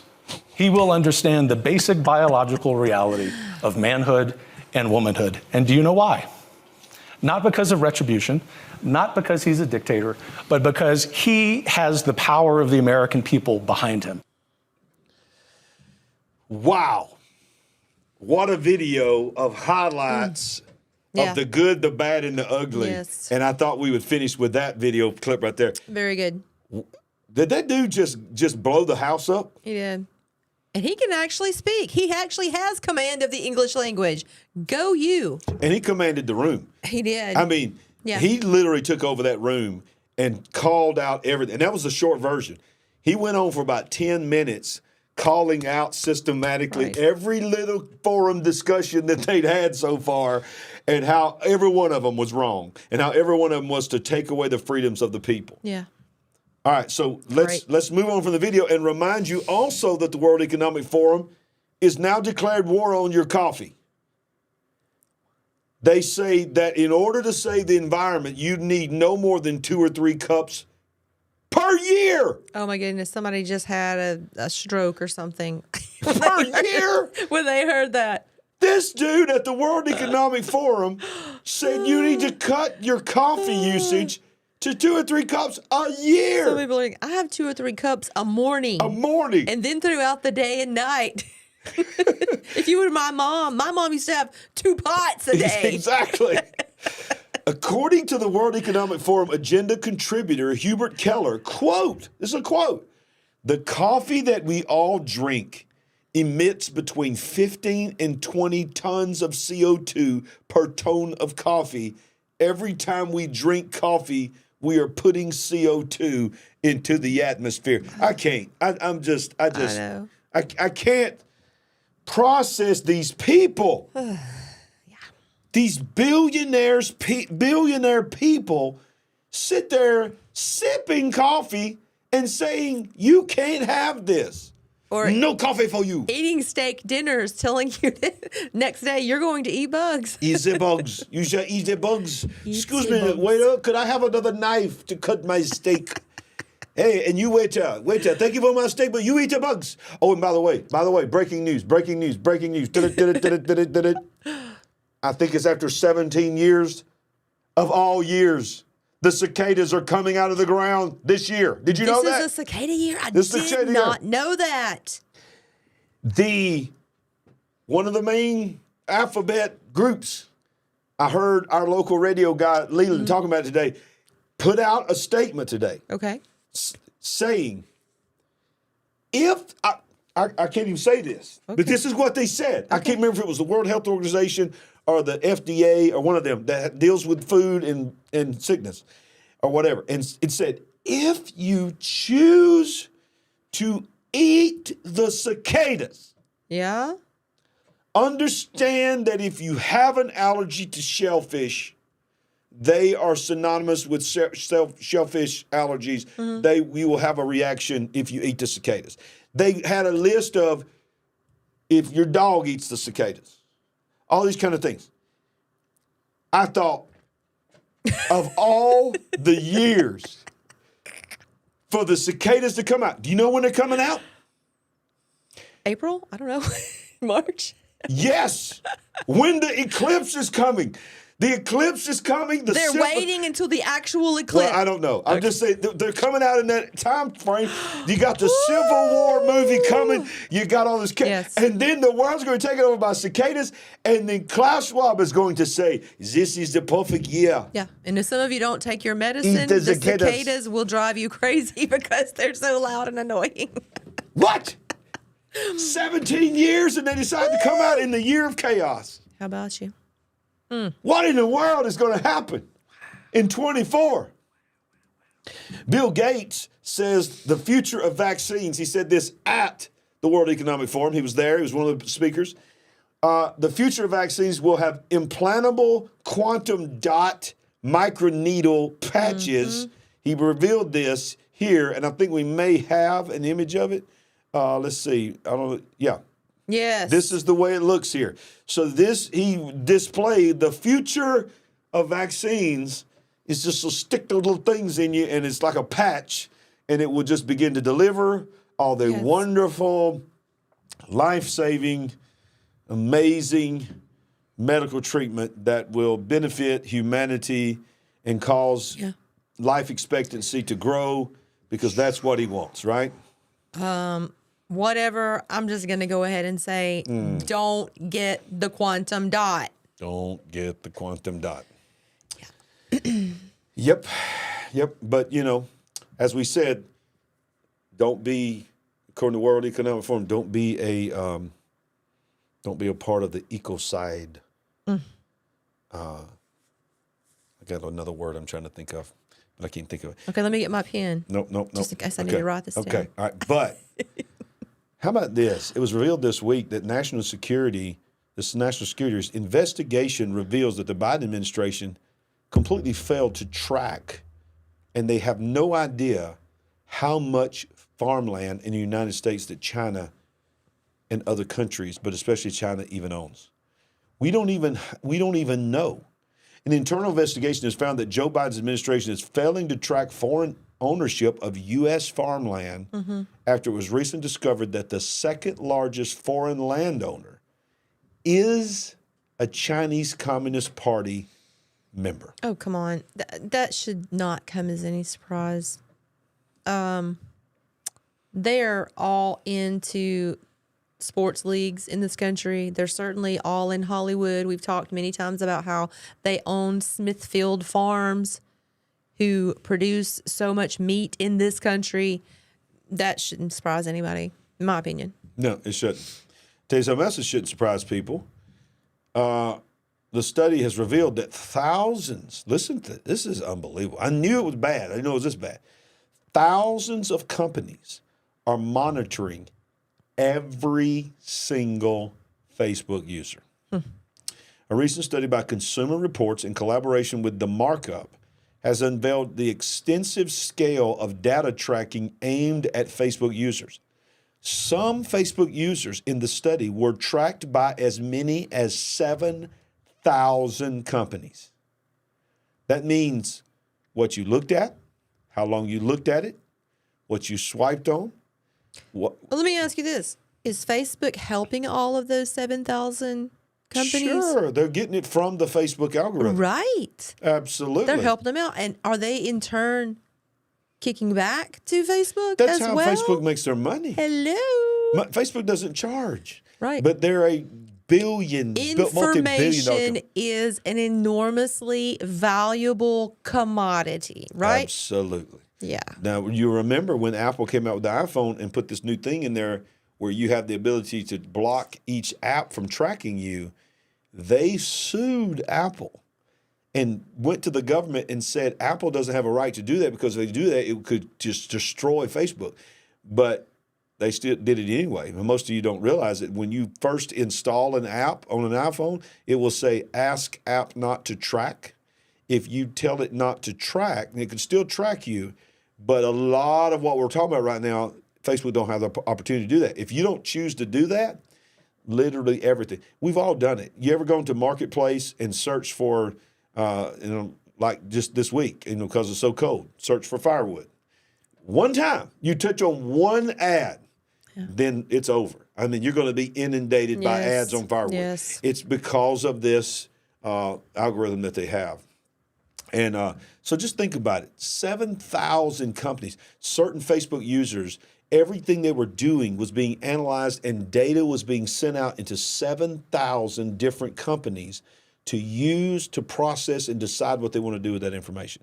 This is the world that we live in now, that we know of. What's really happening? Yes. Very good point. Now, what a show it's been, but we're not through yet. No. Here he comes. There he is. Jimmy! Uncle Jimmy. Oh, Uncle Jimmy. So good to see him again.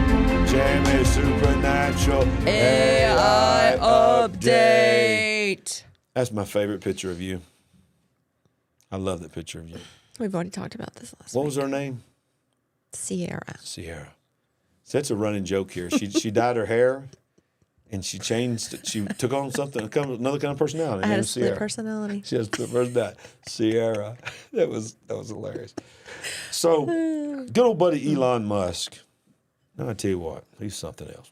Elon Musk now says that we need to expect roughly 1 billion humanoid robots in the 2040s. 16 years from now.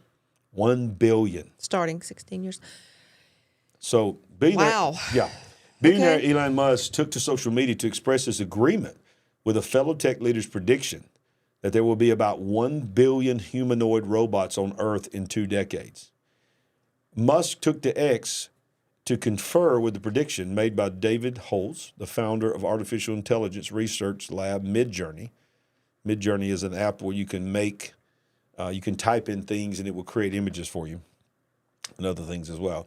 Holtz said in a post last week that we should expect 1 billion humanoid robots on Earth in the 2040s, 100 billion, mostly alien robots. What? Yeah. Throughout the solar system in the 2060s. Why they need to be out there in the solar system? I don't know. Musk, I thought they were all going to be here taking jobs from humans. they're going to be taking jobs from aliens. They're going to be flying around the cosmos. Uncle Jimmy, your days are numbered. They're coming after your jobs, Jimmy.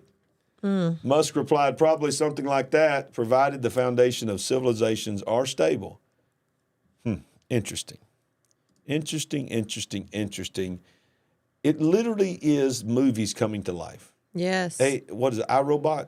iRobot. That is literally iRobot. Yes. I mean, Sandy, will we ever be able to watch a sci-fi movie ever again where we can You just haven't enjoy been it? able to watch any movie in the last 5 years. True. Without trying to decode it I'm like, can I just watch or the movie? break it down. She said, stop. Did you see that? Look at the background. I'm telling you what, it's been hidden in plain sight, has it? Absolutely. I mean, right there. If you want to break it down, we've all been stupid and asleep. Absolutely. They've been showing us so many things for decades and decades, and we just thought we were being entertained. Aren't you entertained? Aren't you entertained? We're trying to tell you that you're going to be killed by robots, but you are entertained. Yeah. Was that good? It was horrible. That was my as Russell. usual. That was my Russell Crowe. No, it was terrible. Ain't as that? usual. Wasn't he the one that said that? Yes. In that, what was that movie called? Gladiator. Gladiator. Well, some of y'all don't think we ever been to the moon. Okay, that's a whole nother show. Yeah. But did y'all know this? While we was all watching all this other stuff, Japan went to the moon. When did this happen? This happened this week. Okay. Japan became the 5th country to reach the moon, supposedly. A SpaceX Falcon 9 rocket with a payload including 2 lunar rovers from Japan and the United Arab Emirates lifted off from... the United Arab Emirates. Yeah. They just threw that in there. Yeah. So we talked about a couple weeks ago about how probably even India has a space program. Yeah. Brazil. And you all think, oh no, it's just America and Russia. China. And some of you don't even think about China being a player, but hello. Yeah. They're already leading us in just about every other way. Of course they have a space program. Yep. Japan became the 5th country in history to reach the moon when its spacecraft landed on the lunar surface early Saturday. But officials were still trying to determine whether they could classify the feat as a total success because they needed more time to analyze whether the spacecraft, which wasn't carrying astronauts, made a pinpoint landing. there could also be an issue with the power supply. But the bottom line is they confirmed that it made it to the moon. So when you look up at the moon tonight, Japan and the United Arab Emirates is up there. Wow. Get your telescopes out. Wow. Wow. Well, speaking of the moon, and we've talked about the show that we watch. What's it called? Leave the World Behind. Leave the World Behind. No, that's the Netflix. You're movie. talking about the space one. For all mankind. For all mankind. I'm sorry. I was looking at this guy. Love you guys watching from Japan. All right. Yeah, woohoo! Yeah, Japan is watching. They're in the mafia too, apparently. Lucido Mafia watching from Japan. We'll take it. Don't know if you're Japanese or you're another country and live there, but either way, your people have made it to the moon. But now watch this. Congress in the United States is terrified that China is going to beat the United States to the moon. Well, they're probably they're several years at least late on being worried about that. Yeah. The country that lands first will have the ability to set a precedent. Now that NASA has had to once again push back the Artemis lunar mission, Congress is more anxious than ever that China will beat the United States to the moon. Pause there. Okay. Billy Mitchell or anyone, look up who or what Artemis is. That's an ancient. Why are we always reaching back into these ancient and questionable Apollos, Gemini, these old gods, these questionable things? But somebody tell us what Artemis is or what Artemis was while we read this article. All right. So last week, the agency announced that there won't be any landings on the moon until September 2026. Nearly a year past is already pushed late 2025 due date. As Space.com reports, there are a lot of members of Congress who see that as a huge geopolitical problem. The country that lands first, Representative Frank Lucas, the chairman of the House and Representatives Committee on Science, Space, and Technology, said in his opening remarks, will have the ability to set a precedent for whether future lunar activities are conducted with openness and transparency or in a more restricted manner. Once again, Hollywood is living out right in front of us because the show that we're talking about, For All Mankind, that's what it's about. But it's Russia and North Korea and America. Well, and it's Mars as far as the current. And Mars, yeah. The current storyline on that particular show. Greek goddess of hunting, wild nature, and chastity. Is that what Artemis? Okay. So, CJ, what does Artemis mean? Greek goddess. Okay, so we're sitting a Greek goddess of hunting, wild nature, and chastity. Well, okay. All right, so that's interesting. But we have one more thing to tell you. And we always, right before one more thing, we always want to remind you to take time, just take a few seconds of your time when the show is over tonight to go to LarryRagland.tv, LarryRagland.com. When you go there, you can see archives of our shows, and you can also see how you can become a partner with our ministry. We certainly appreciate every gift that you can give. And like I said at the beginning of the show, if you have sent a gift to that P.O. box and it came back to you, just please, if you don't mind, try to send it again. That's up to you. But we are getting reports that every once in a while somebody's randomly gift is being sent back to them. It's crazy. Weird. But that is our address, and you can do a one-time online gift, become a monthly partner. You can read our contributions to the Epic Times. You can watch our television series, the first series. Am I saying that right? The first season. That's what I'm trying to say. Of the Big Picture TV show, 13 episodes. You get a copy of our book.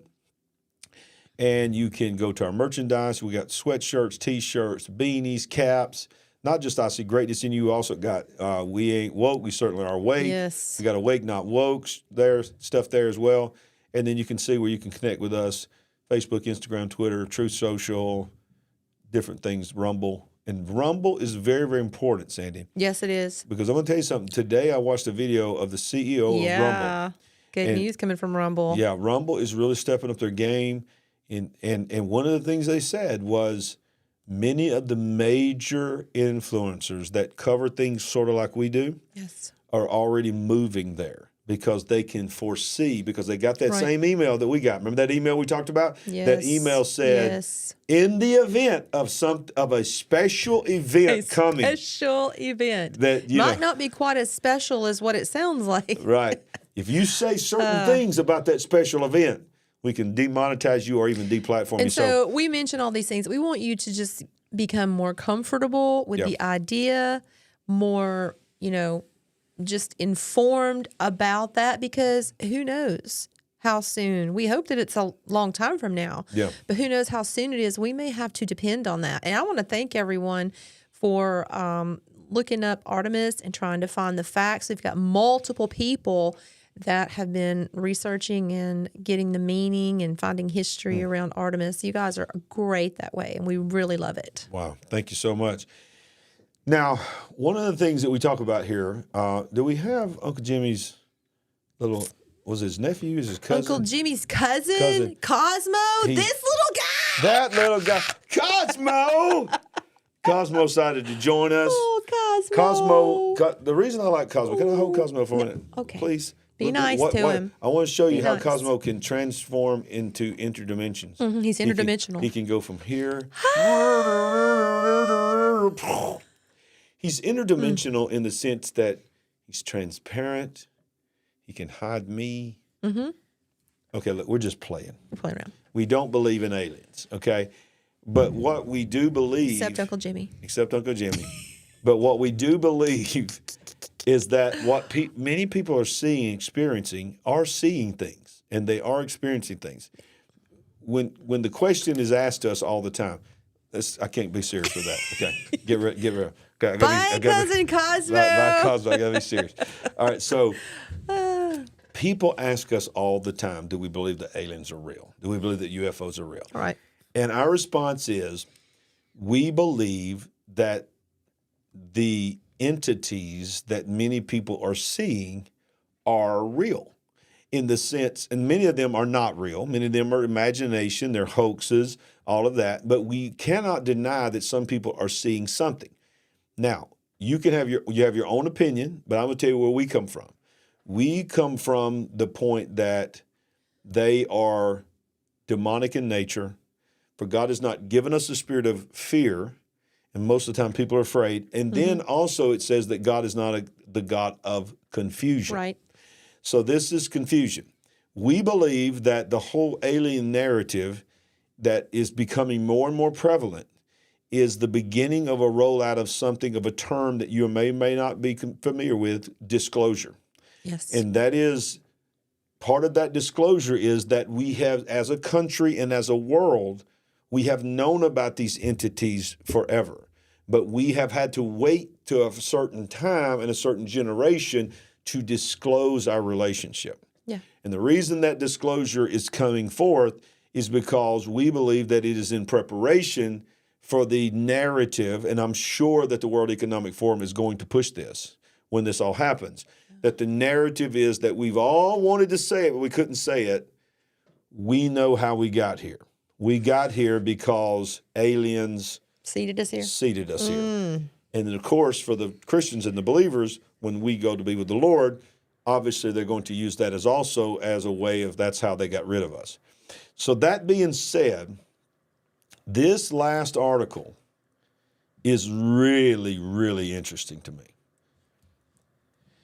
This is from Futurism. This is a totally secular website. This is I'm not familiar with this news site, this website. Yeah, so this is even interesting. actually an atheistic type website. This is not in any way a believer website. Yeah. This believes in aliens and all this, and believes in just future prediction, AI and all this. So I found this article today. After a classified briefing, Congressman says UFOs may be extra-dimensional angels. Quote, whenever I use the term angels, to me, it's synonymous with an extra-dimensional being. Congressman Eric Burleson from Missouri has waded into the discourse, I should say, of about UFOs.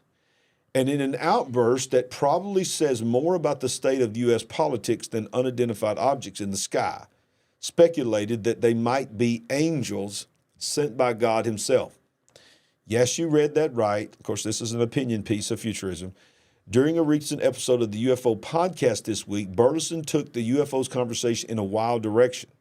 Quote, they may not fit exactly into the biblical narrative, but whenever I use the term angels, he said, to me, it's synonymous with an extra-dimensional being.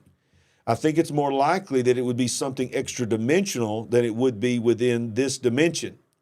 And then, so what I'll say is that when you start talking about things in that nature, that they're extra-dimensional, well, in a lot of different scriptures, including the Bible and others, that's really the way that you can describe messengers of God, as you know, angels. Of course, he goes on to talk about Ezekiel's wheel within a wheel and all of these other things. Right. He says, there's nothing that's been said that has changed my worldview, he told the Kansas City Star. I believe the veracity of the claims of the people who testified in the public hearing. Now, that being said, I believe that what they believe they said is true. And then he goes on and says, UFOs are in the Bible. A lot of people believe that. I don't necessarily believe that. I can believe that angels just look really strange and weird. But yeah, I'm open to listening to what people are saying in the sense that they were unidentified, in the sense they could not describe them. And it says that, read Ezekiel. It talks about the wheel flying around. So, I mean, they've been around since we've been around, and somebody needs to come up with some answers. So he goes on to say more and more and more of that. And, of course, the person begins to opine on whether they believe it's true or not. Now, I'm going to say this. I do believe, Stan Deyo himself has said that he does not believe that aliens, of course, he has been in contact with. Stan Deyo is a man of God. He has seen craft, and he has either seen entities or known people that have seen entities, right, and have heard of fights and wars that have gone on between them. He absolutely believes they are a demonic nature and that they are not from other planets, but they are from other dimensions. And that meaning, he said, think about it, the spirit realm is another dimension. Yes. It's not in our dimension. We live in the physical world, and the spiritual world is another dimension. And he's like, they're from, if they're just from the spirit world, they're from another dimension. So we know that the Bible tells us that angels can, you can entertain strangers, angels unaware when you entertain a stranger. The Bible says they can take on the form of that. And we know Genesis chapter 6 is a whole nother study of that, of what happened between the sons of God and the daughters of men. Mm-hmm. So all that being said, I believe we're being set up for something with all these sightings and things that happen. So, your comments. Absolutely. First of all, I want to say, if you have not already watched the show that Larry did with Stan Deyo just a couple of days ago, do yourself a favor. Yes. Go find that and watch it. It's one of the best shows that they've done together. Yes. Really enjoyed that. So I've been thinking about this the last couple of days. Just two specific things. One I don't know that much about, and that is the so-called sighting of the 10-foot giant in Brazil. Don't really have much information about that. I've seen where some people have, it's already been debunked. It's already been admitted to that it was fake or whatever. Of course, Miami, we did a little show on that as well. So I'm not coming to you to say that these were definitely true or definitely false. This is my thought on both of these as well as others that we're not even going to mention here. It's a softening up. It's a softening up of our minds. Mm-hmm.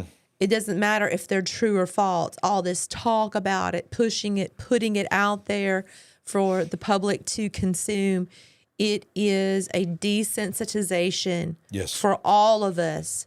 But for what reason? Say that, babe. That's my thought on it.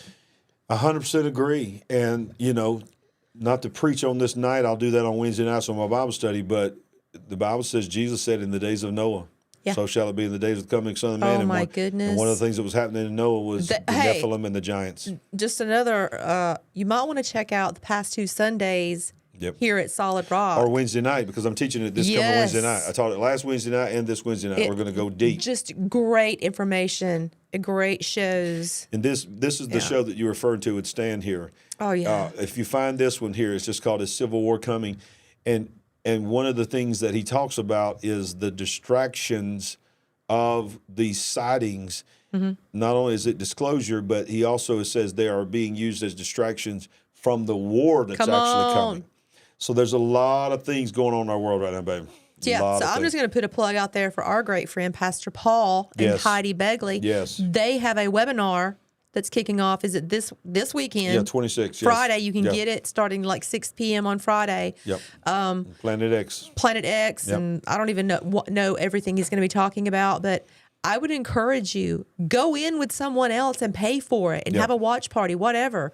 You have up to 6 months to a year to watch it. You don't even have to watch it immediately, but do that. And we talk about this a lot between ourselves, and I hope that you all feel the same.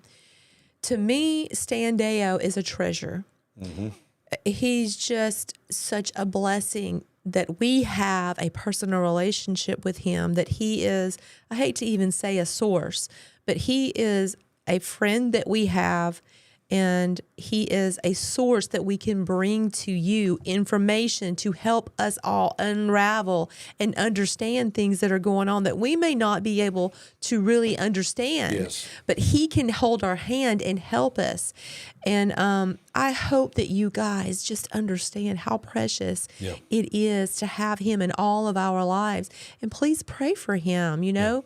Sometimes he's not feeling so great, or maybe Holly, his wife's not doing so well. We need to hold them up.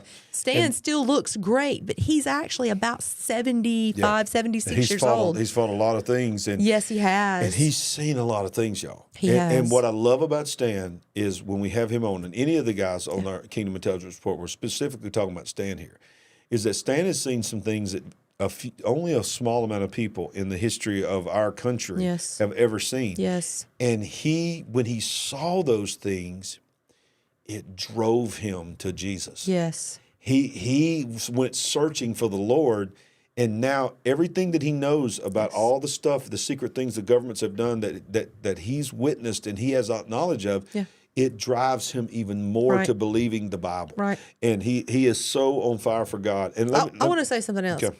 I'm not trying to be cryptic here. It's not for me to tell everybody else's business. We need Stan and Holly Deyo in this moment. Yes. And I'm telling you, read between the lines, hear me, whatever. Yeah.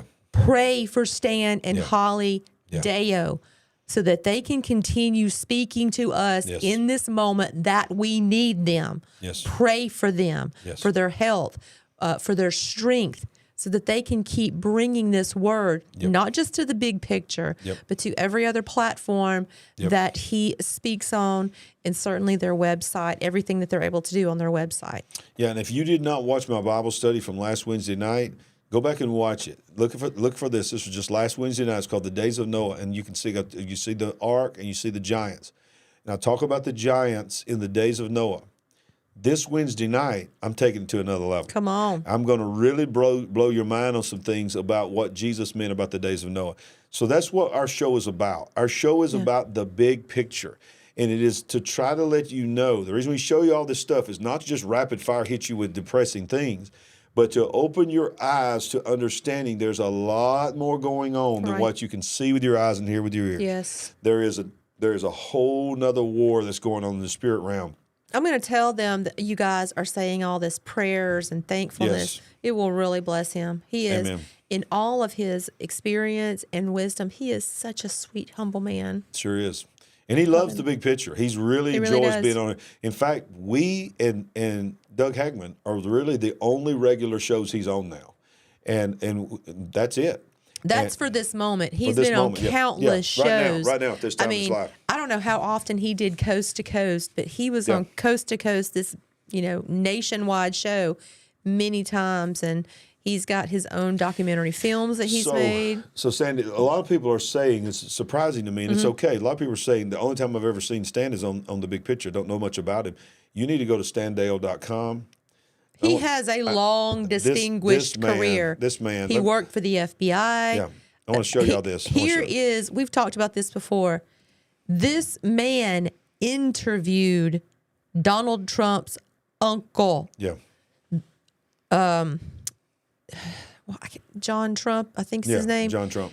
This man had his hands on some of Tesla's papers. He was and the one that went studies. into Tesla's apartment when he died. Right. And gathered all of Tesla's stuff. God only knows what Donald Trump's uncle saw and told Donald Trump of experiments and research and all of this. But Standeo was able to interview Donald Trump's uncle and do a documentary film, and he just has a very long and distinguished career. So if you go to standale.com, you can, I'm putting it up here because you just really, really need to research him, get his DVDs, the things that show about his history. His testimony is mind-boggling. It is. Well, Sandy, we've done it again. We've gone over 2 hours. What? Two Oh, hours my and 4 goodness. minutes. Yes.